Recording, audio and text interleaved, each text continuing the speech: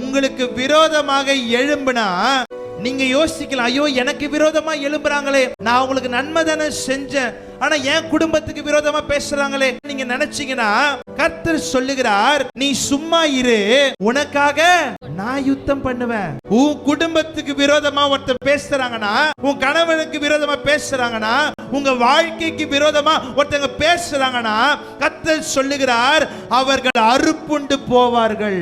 ஏன் தெரியுமா? நம்ம ஆண்டவர் நம்மளை யாரு கைக்கு ஒப்பு கொடுக்க மாட்டாருங்க. நம்ம கூட சில சூழ்நிலைகள்ல நம்ம ஆண்டவரை விட்டு கொடுத்துருவோம். ஏன் விட்டு கொடுத்துருவோம் சொன்னா, பல நன்மைகளுக்காக, உலகத்தின் நன்மைகளுக்காக, உலகத்தின் ஆசபாசங்களுக்காக நம்ம சில நேரங்கள்ல ஆண்டவரை விட்டு தூர போயிடுவோம், ஆண்டவரை விட்டு கொடுத்துருவோம், ஆண்டவரை மறந்துடுவோம். ஆனா ஆண்டவர் சொல்லுகிறார், அவங்க அநேகராய் இருக்கலாம், உங்க வாழ்க்கைக்கு விரோதமாக ஒருத்தர் எழும்புறானா அவன் ஒளிந்து போவான்.